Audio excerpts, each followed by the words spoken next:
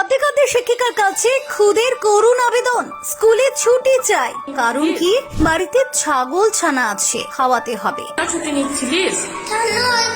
কার কার? তোর ছানা হয়েছে?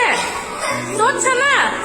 হ্যাঁ, এমনই নিষ্পাপ একটি ভিডিও সম্প্রতি ভাইরাল হয়েছে সোশ্যাল মিডিয়ায়। ভাইরাল ভিডিওতে দেখা যাচ্ছে একটি শিশুকে, যাকে দেখা যাচ্ছে করুণ মুখে শিক্ষিকার কাছে কিছু আবেদন করতে। করুণ মুখে আবেদন করা কালীন হঠাৎই ঝরঝর করে কেঁদে ফেলতেও দেখা যায় শিশুটিকে। শিক্ষিকাকে বলে, ম্যাম আমায় টিফিনে ছুটি দিন, বাড়িতে আমার ছানা রয়েছে, খেতে দিতে হবে। না তোর ছাগলের ছানা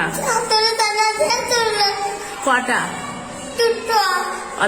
তা তুই না গেলে ওরা খেতে পারবে না? হ্যাঁ, ওদেরকে দেখার কেউ নাই?